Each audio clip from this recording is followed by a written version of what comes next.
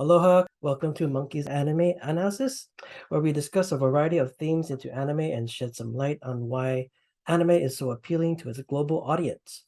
To help us with our discussion for today's theme, Complex Reality, is Jonnalyn. Jonnalyn, could you please share a few things about yourself for our audience? Yep. So, hello, my name is Jonnalyn Alves. I am 26 years old. So, I grew up with the anime on TV, such as Naruto, Inuyasha, Yu Yu Hakusho. So, I'm very avid in watching anime. And recently, I've been watching the new anime that's been coming out and the new release of the My Hero Academia.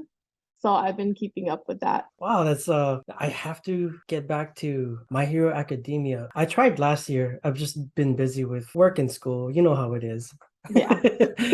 I don't know how to find time. I made time to watch anime for an anime class. That's the only time I got to catch up with anything, really. hmm Today's theme is complex realities. We as human beings, we experience this every day, but when we watch a cartoon or an anime, we don't expect to see these issues or challenges be at least shown in the medium of a cartoon or anime.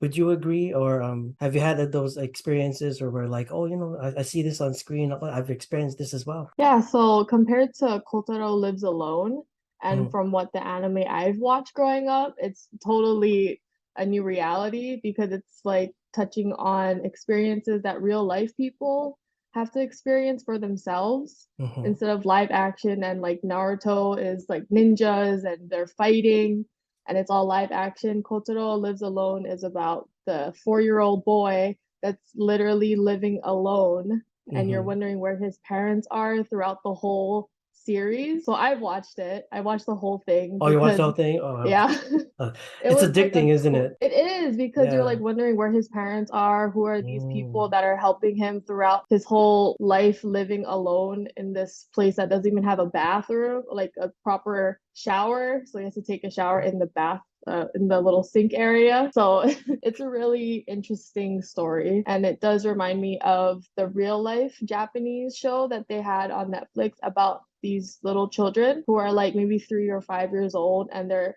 giving tasks by their parents to deliver groceries or wash the dishes. It's something like that I've never seen in my Yes. life before. It's funny that you So, mentioned that. I was gonna bring it up too.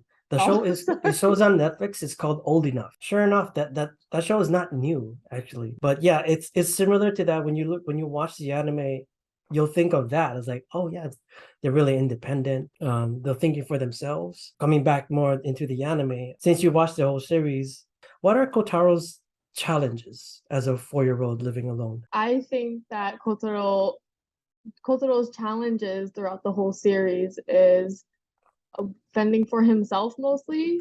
And the first episode, he doesn't even have internet or TV, so he has to go to his neighbor's room to watch TV, and he didn't even know where to take a bath, so the neighbor had to show him where the public bathhouse was. So it was a very interesting lifestyle because in Japan that is normal for people to not have baths. Yes. So seeing a man bath a child who's also a boy in a public area, you think of predator or he's like some kind of pedophile. That's in my in my personal thoughts, but in reality, in this anime series, he's actually kind of like an older brother to Kotaro, or maybe even a fatherly figure because Kotaro didn't have that growing up. Why does Kotaro live alone? Since you watched the whole series, because there's only one Okay, season on top yeah. Netflix. Why does he So live alone? like as I watch it, I learned that Kotaro's family, he grew up in an environment where his father abused the mother neglected him, and there was a what was it the children, the people that watch over child protective services, they end up having Kotaro live on his own, and he ends up being an independent character at 4 years old. There was a moment in the episode where he notices the female neighbor crying or she was crying before she answered the door. And Kotaro noticed that her eyes were puffy, so he gave her a water bottle to help depuff her eyes. And even the neighbor, he didn't even notice that, but Kotaro did because he grew up in those real life experiences. Yeah. Um, for Kotaro, that's a really good answer. For Kotaro to notice that uh, speaks volumes to his trauma as a 4-year-old. You notice his neighbors, they're adults. They're all adults. The person that you said that he sees as a older brother, that's his next door neighbor. His name is Karino. So the story of Kotaro, it jumps from Kotaro and Karino. You cannot really tell which one is the main character, but Kotaro, his name's in the title, so I'm assuming he's the main character. What does Karino do for a living? He is a manga artist. So Karino is a manga artist and he won some award that he did for manga and he's living off of that. I don't know how much money he got from it. So he's like living by himself. He's kind of like a not a nomad, but he's just very isolated. And I noticed that Kotaro's the one that approached Karino first, and that's what made their story uh, like fuse in a way. So they're kind of learning from each other and It's also helping more. each other out. Yes, yeah, great. It makes the story more interesting, I would say. Moving on to the next question. Do any of the characters have supernatural or magical powers? From my perspective, they don't have any magical powers, but they're kind of weird in a way because there's like a Yakuza guy that just randomly shows up on Kotaro's doorstep with a doll that he likes from the TV series that he watches. Yeah, So he's it's a kind of weird. it seems I believe his character is put in there for some whimsical material. But even his story, he looks like a gangster. He looks like ex-Yakuza, but they don't really dive too deep. They just show on the surface and what he looks like. And you would assume too, if you saw someone dressed like that, shades, the stylish hair, his fashion, the way he holds himself, smoking a cigarette in public. But his story has to do with, I think, his son. He and his, I guess, ex are going through a custody battle, which you get into later. Do you remember that episode? I remember that he kind of, well, for me, watching it, I Mhm. think that the gangster guy is treating Kotaro like his son because he doesn't have like he doesn't have his own son in his life. I don't remember the whole thing that happened, but he was an interesting guy to watch too. I wanted to point out his story. He is going through a custody battle with his ex, his son, apparently, and he does treat Kotaro like his son because his son's not a part of his life. But his son runs away from home and then visits him unannounced. And what was the drawback on that? Did he I don't welcome his remember. son? Like, was he happy? He was very shocked that he ran away. I remember that. And then I think he told his son to go back to his mom, kind of blurry for me. He was excited, but he decided to not show any emotion. But he Oh, wanted he okay. wanted to be real stern, discipline his son for running away. What he did was he scolded his son, called a taxi, and he sent him home. He didn't show his son the emotion of happiness. He was on the inside, but he was explaining to Kotaro, you can't. For him, running away was a bad thing, and there's rules that they need to follow, and he doesn't want to lose him forever because of those rules. And you see him cry at the end. It's different coming from that perspective of he looks rough on the surface, but on the inside, he really wants to spend time with his son.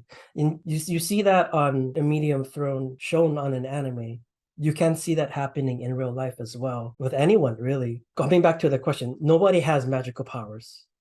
Nobody has magical Nobody powers. can. They're just Yeah, real life people on the screen, yeah. So basically. when you think of anime, sometimes you think about, like people fighting with swords, violence. There's like people shooting powers out of or light bulbs out of their hands or something.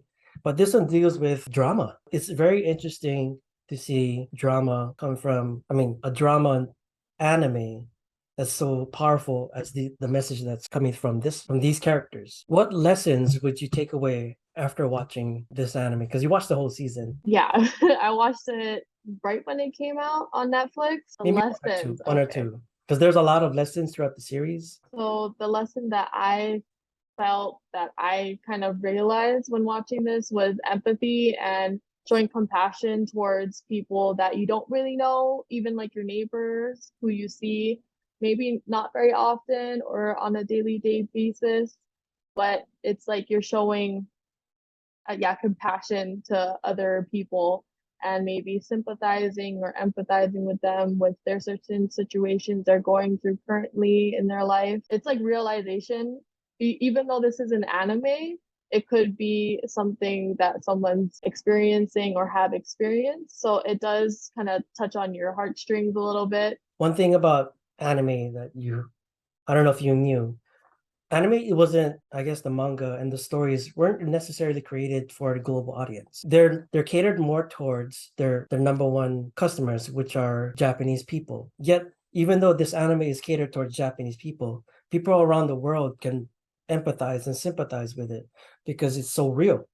These characters, they're made up, but the situations and the emotions and the issues, they're part of real life. And I think that's what made this anime so great. It came out, I mean, I was like you, once it came out on Netflix, I watched it right away. Me and my wife, we binge watched it. I was like, oh, this is such a great series. We cried at the end.